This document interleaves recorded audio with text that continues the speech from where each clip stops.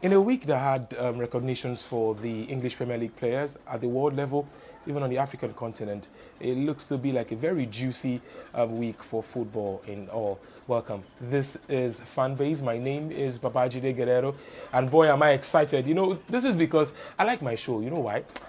I get to go to the houses of, top sports analysts in Nigeria, and then they offer me food. Yes, before we even start, conversation. And right now, last week it was Sunday Akabasharon, which was absolutely fantastic.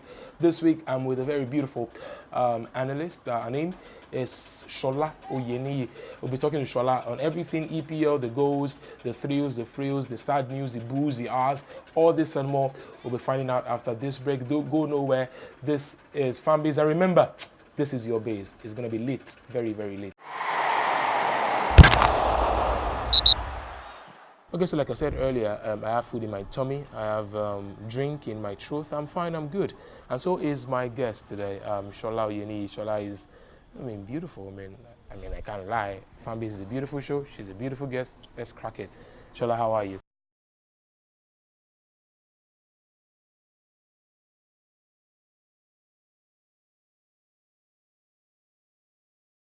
And she smiles. Oh my God, Shola is smiling. Shola, girl, how you doing, girl? I'm good. Shola, you're a Chelsea fan. Yes. Unfortunately so. Yeah, you know why? Unfortunately. Yes, because all the ladies that have been on this show happen to have something for Chelsea. Sylvia has been on this show, Fatiu, and then is there something Chelsea is doing to the women? I don't know. It's a Chelsea thing. It's a Chelsea thing. Sylvia, Do you remember Eva Canero? True, yeah, the lady. That issue. Yeah, the lady that put Mikel in trouble. Don't worry. Let's just Yeah. finish it there. Since when have you been a Chelsea fan, by the way? When did you support Chelsea? Secondary school. Whoa. SS1. That should be before the Civil War. Okay, no, it's not. But why didn't you switch? Because I'm sure that time, even till now, you've had some times of saying, man, let me boss this team, I beg. No, that was like the prosperous era, under the Roman era. True, so where the am I Roman switching? era. Where am I switching yeah, to? Arsenal or Manchester United? Why do you? Okay, There's really nowhere to switch to actually. There are places, but we're not going to have that. I'm not saying anything, but let's talk about your Roman Empire and talk about one of the men who made that empire such a formidable one, Jose Mourinho. He came back to Old Trafford and he ended in tears and unfortunately lost. Did you see him losing? Of course, it was televised. Mad, like they say, mad. But did you predict? Did you think he was going to lose? Homecoming Mourinho with the old feel. Tottenham were in a good place. Dele Alli was rejuvenated and new. It was like a new signing already. He had come back from 2-0 in the first half against Olympiacos, and everybody was scoring against Bournemouth 3 goals again. But it was looking as if Jose Mourinho would come to Old Trafford and probably defeat Ole. Well, the truth is, when I was speaking with 2 United fans earlier in the day, and I was like, these are the kind of games Mourinho lives for. True. So I thought Mourinho would pull something off. But then when they lost, I wasn't shocked for 2 reasons. Tell me. Manchester United against big sides, so to speak, this season, they've always had it good against big sides. They've put up really good performance and all of that. Then the second thing was, since the second coming of, or this, the reintroduction of Mourinho to the EPL, I think I watched I've watched 2 games under with him leading Spurs, and I think for me, that Mourinho football is not going to work. It don't go work for him. It's not going to work. That low block defensive approach. It's still very shaky. Yeah, it's not going to work. Even as compact as they seem to be playing, not being very expressive attacking wise, they are shipping in goals. So to what ends? Exactly. Well, I think I kind of agree with you. But one thing I also want to agree with is the fact that it is almost looking, I hate to say it, I hate to say it, but Liverpool, if you people know win this league, all the players with the management, they should bring all of you out on the streets of where we are right now and give you 12 lashes. it looks as if it's another Liverpool season. Everything seems to be working in their favour, including VAR. I'm not saying VAR is, but hey, we are seeing it.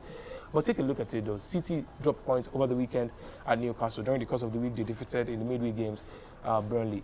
They are still far from the juggernauty, the very strong, the very formidable City. But it looks as if, Liverpool dropped 5 players. We've always complained Liverpool doesn't have depth. They don't have depth after their first team. But they dropped 5 players, but they defeated Everton 5-2. Now, is Everton that bad? Or Liverpool is just in a place where they are untouchable? Everton are that bad. But then... That's 2 things. Yeah, but then... Yeah, Liverpool dropped 5 players, but they did not drop Sadio Mane. And that is the player. Are you a fan? I'm a huge fan of Sadio Mane. Yeah, okay.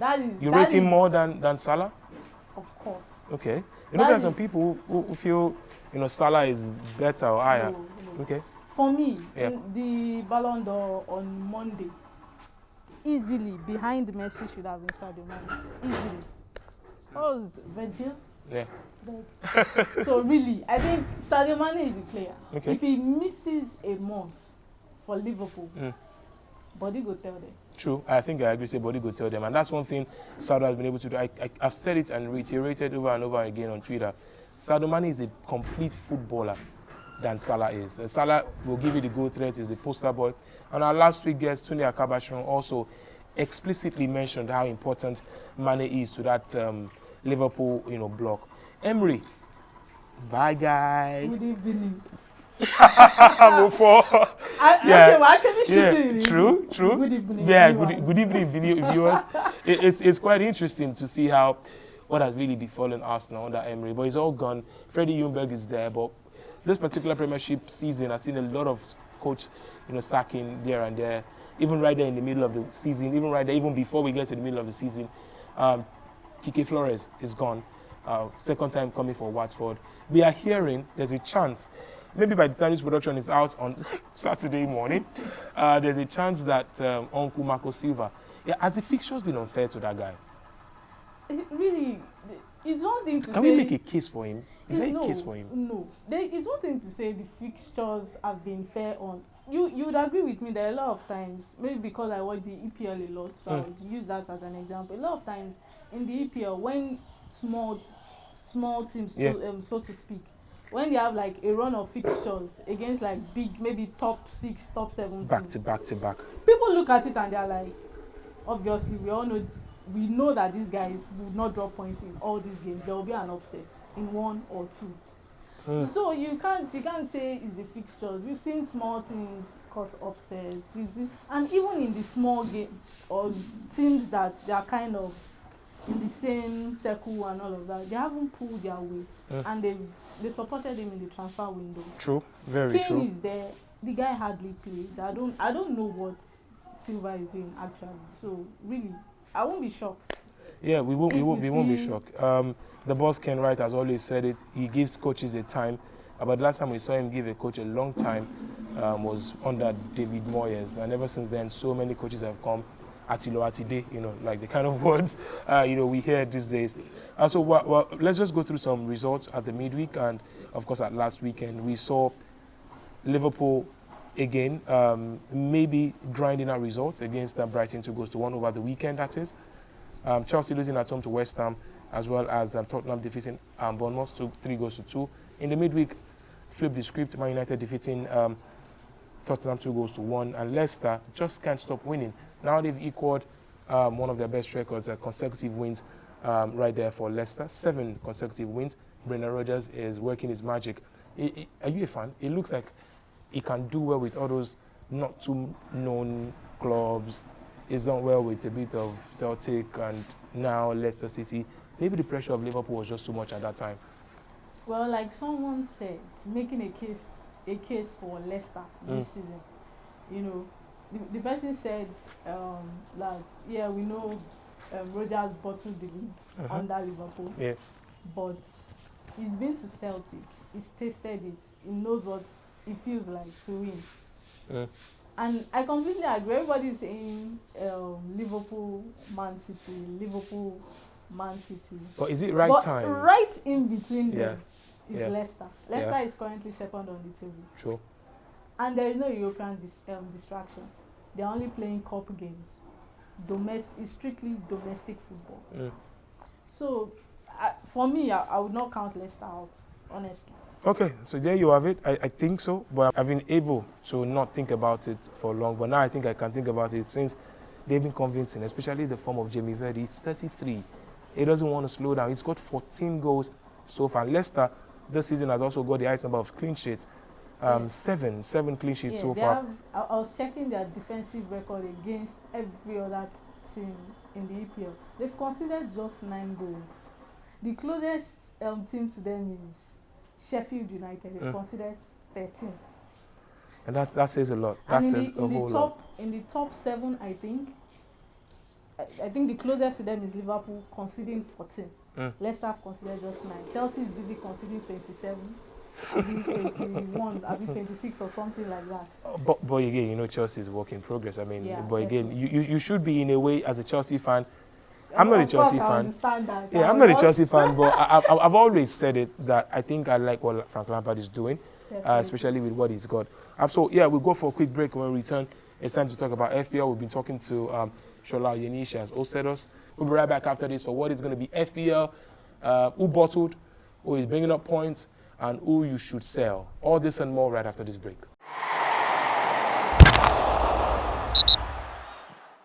Okay guys, welcome back to Fanbase. I'm Shola Oyeniyi and I want to talk about my FPL team. Okay, so in midweek, I kind of forgot to set up my team. So the biggest disappointment, if I had set up my team, Tammy Abraham would be back on the team, but he was on the bench, and Tammy had 12 That's massive points. So 12 points gone, wasting on the bench, doing nothing. Can you imagine? That kind of hurts. So who's your biggest pointer anyways on your starting 11? Of course, he has to be Sadio Mane. Yeah, I think he had 15 points. Yeah, 15 points. And I'm sure some people will go and captain him now. Imagine De Bruyne. De Bruyne had 3 points and was my vice captain. Yeah. That's one of the things that happened. You know, I keep telling people that sometimes in this FPL, it's hard to tell. Sometimes it goes your way, sometimes it doesn't go your way. But this particular week, or the past couple of weeks, has not been going the way of Mohamed Salah. Anybody that owns Salah right now is thinking, is it the right time? Because you can't have 12.1 million pounds player in your team and then you're not getting value. Not delivering. And he was in the same league as Sterling a couple of weeks ago, but Sterling still delivered against Newcastle. And in fact, the likes of Gabriel Jesus, I mean, I was going to say people should just try to consider Jesus, I mean, for I think Zaha too, in the last 2 games or so, Zaha has been good. Yeah, Zaha as well. But that guy and all those his leg over, you can't, I can't buy him, but True. In the last 2 games he has been good. Yes, he has indeed been good. Alongside Jeffrey Schlupp, who have scored for the first time in 3 consecutive EPL games. As well as Tammy. Tammy's back. He got his sore hip. Yeah, he's back. And I don't know, he tends to score against small teams, I'm sorry, but don't worry, that's another conversation for another day. Verdi, and guess who's back as well? Timo Pukki. He scored, and last week, I think at the weekend, he had an assist. But this week he scored, and Jamie Vardy just can't stop scoring. If anybody don't have that guy in your team, then you are jonesing. As in, he's my captain. Yeah, somebody wants to make Vardy, and I think should I mention that you are currently stuck between making either Vardy or Mane? Vardy and Mane, Yeah, it has to be captain or assistant captain. Sergio Aguero is out, still unknown when he will be back. Maybe it's time for you to replace him with Jesus. I'm a big fan of Sergio Aguero, but unfortunately, once Jesus got injured, I went for the player who has scored more away goals than any other player this season so far, Pierre-Emerick Aubameyang. That guy, now only away is a score. Aubameyang has scored 90%. Away FC. Baba scored close to 85% of his goals outside Emirates. And guess what? Like I said, I scored a lot of his goals in Emirates. So maybe his mind did not want him in that Emirates again. Maybe they sell out. Freddie Umbo will be making sure that everything is according to plan, you know, for him. But all that right now is what you should consider going forward this particular game week. Remember that a lot of games will be played as well this particular weekend. We can confirm that the biggest game of the pack, which we'll be going to very shortly, We'll be going to all these previews with Shola shortly, right after this break. This is Fanbase, this is your base. We'll be right back. It's match week 16, and 15 was good, but 16 promises to be better. We got some particular fixtures to look out for. Chelsea will be playing Everton at the Goodison, and at the same time, Bournemouth will play Liverpool, and Liverpool just can't stop winning now, can they? Tottenham will play Burnley, Watford will play Crystal Palace, and step forward, the biggest derby in the world is going to be the big derby, Manchester Derby. Manchester United will be playing against the team Manchester City, and they are live at the Etihad. I still got Shola in here. Shola, what do you think, by the way? Which particular fixture stands out for you? Tell me. Of course, it has to be the Manchester. Okay, Manchester Derby. Yeah. Okay. What do you think? It looks as if, well, like we said earlier about Kevin De Bruyne, and De Bruyne looks to be that particular player that can be dropped. See, it's not, Manchester City is not a one-man team. Yeah, I was going to say. They're more like a system. They have more like a system they play with and in.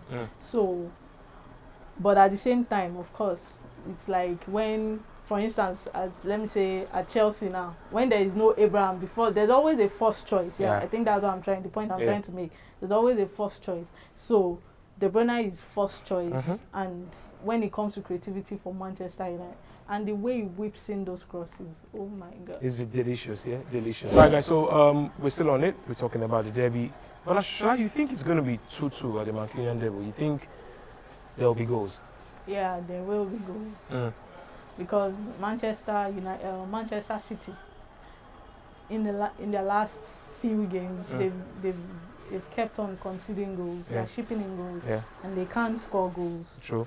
So for Manchester United too, they will concede because Manchester City can score goals, and Manchester United will score because Rashford seems to be the guy for the big games. Absolutely. And Manchester United seem to know how to play the big games. Yeah. So. Yeah, so pretty much Rashford has actually had 11 in the last 10 goals for club and country, 9 goals, 2 assists.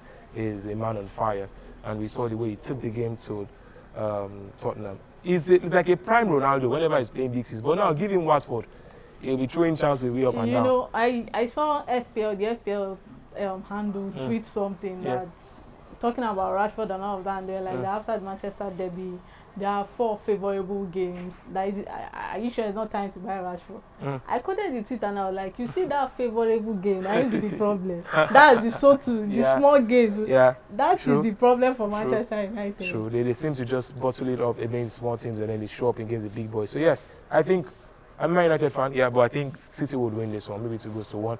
And just because of the sheer number of personnel, the sheer number of talent, that they have better than Man United. Spurs, Burnley, the real Mourinho, just like Shola said, versus the ginger Mourinho. Shandike versus Jose Mourinho. Derby.